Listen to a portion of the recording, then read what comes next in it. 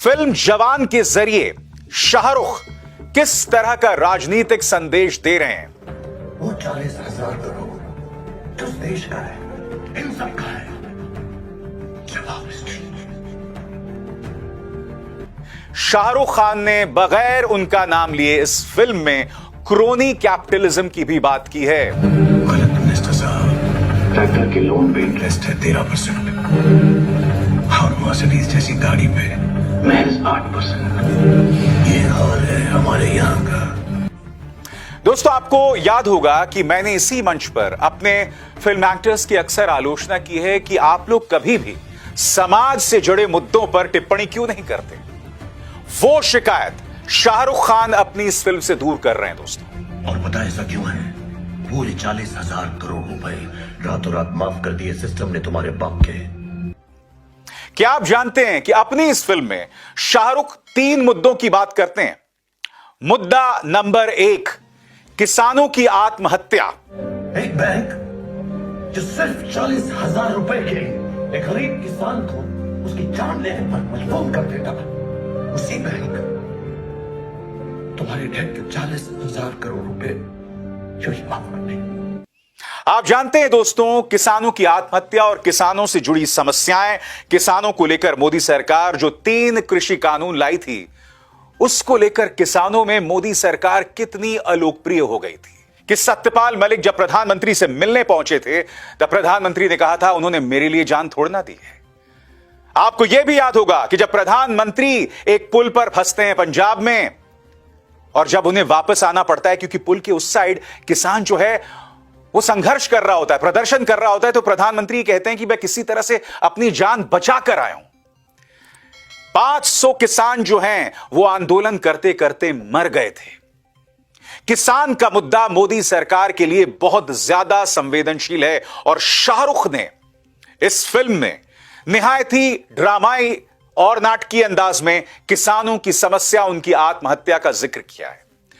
मैं मानता हूं कि जो पैमाना है वो एक कमर्शियल फिल्म का पैमाना है, यानी कि किसानों की जो समस्या है उसके मर्म को शाहरुख संबोधित नहीं करते हैं, मगर कम से कम उसका जिक्र कर रहे हैं एक कमर्शियल फिल्म में, जो बहुत मायने रखता है दोस्तों, क्योंकि आप जानते हैं किसान और उसकी समस्या मोदी सरकार की कमजोर नब्ज है। वो है इस देश का स्वास्थ्य का ढांचा, हेल्थ का ढांचा।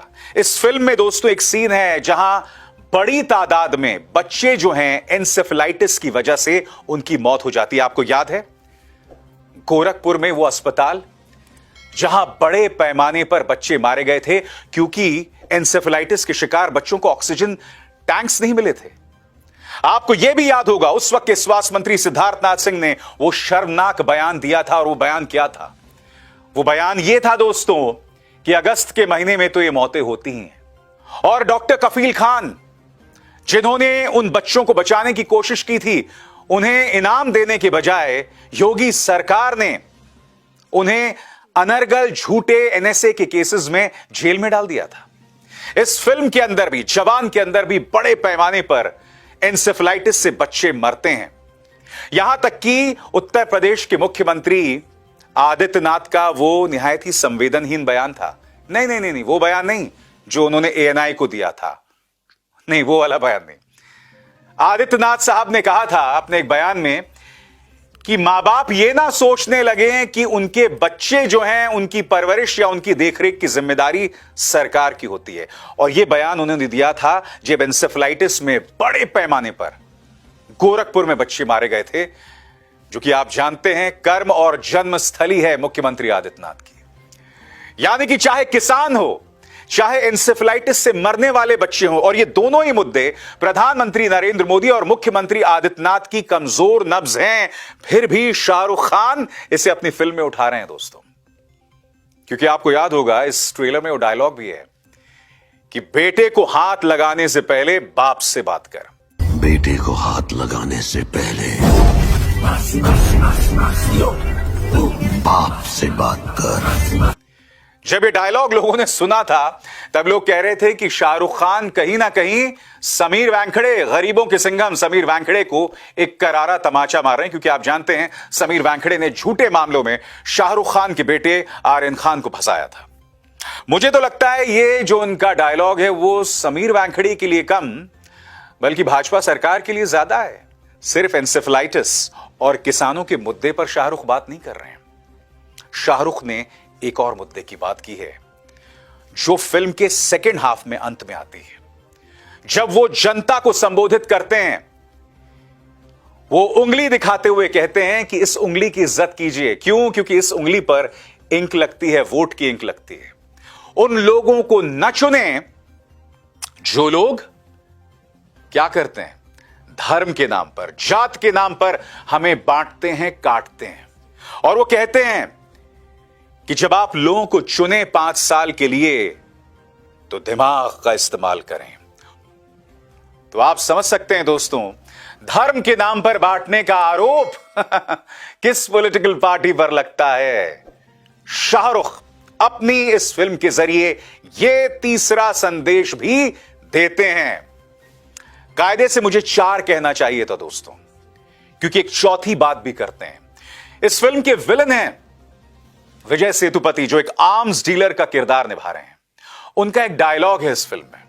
उनका डायलॉग यह है कि भारत एक ऐसा देश है जहां की खनिज संपदा, वहां की लेबर का हम इस्तेमाल करके अपना धंधा बढ़ा सकते हैं। याद आया? और आप भी समझ गए होंगे कि मैं किस चीज की तरफ इशारा कर रहा हूं। जी हां दोस्तों, जिस तरह से पिछले 9 सालों में हम देख रहे हैं कुछ खास उद्योगपतियों को भाजपा सरकार फायदा पहुंचाती है, और उनका नाम मुझे आपको बतलाने की जरूरत नहीं है। शाहरुख खान ने बगैर उनका नाम लिए इस फिल्म में क्रोनी कैपिटलिज्म की भी बात की है, कर रहे हैं। यानी कि शाहरुख 1 नहीं, 2 नहीं, 3 नहीं, बल्कि 4 अहम राजनीतिक संदेश इस फिल्म में दे रहे हैं। मैंने शाहरुख खान की लगभग सारी फिल्में देखी है दोस्तों, मगर ऐसी फिल्म जिसमें वो राजनीतिक संदेश दे रहे हैं मैंने आज तक नहीं देखी। तो एक तरह से कहा जा सकता है दोस्तों कि जवान के अंदर जो 3 या 4 राजनीतिक संदेश हैं, वो एक तमाचा है हुक्मरानों पर और बहुत दिलचस्प हो जाता है। क्योंकि देखिए, हॉलीवुड में हमने अक्सर देखा है वहां के फिल्म निर्माता, वहां के एक्टर्स खुलेआम अपने दिल की बात कहते हैं। ट्रंप के बारे में रॉबर्ट डिनोरो खुलकर गाली दिया करते थे। 2014 से पहले अमिताभ बच्चन, अक्षय कुमार, अनुपम खेर सब बोलते थे उस सरकार के बारे में, मगर 2014 के बाद उनकी क्या हालत हो गई है आप भी जानते हैं दोस्तों। या तो चुप हो गए हैं या चाटुकार हो गए। इनफैक्ट शाहरुख मुद्दे उठा रहे हैं ना, वो मुद्दे हैं, वो किसी पॉलिटिकल पार्टी के पक्ष में नहीं है। क्या किसानों का मुद्दा ना उठाया जाए? क्या स्वास्थ्य का मुद्दा ना उठाया जाए? एंसेफेलाइटिस से जब हमारे मासूम मर रहे थे तो किसकी आंखों में आंसू नहीं था? क्या यह मुद्दा भी ना उठाया जाए कि जाति और धर्म के नाम पर किस तरह से समाज में जहर फैलाया जा रहा है? जवान उसकी बात करती है।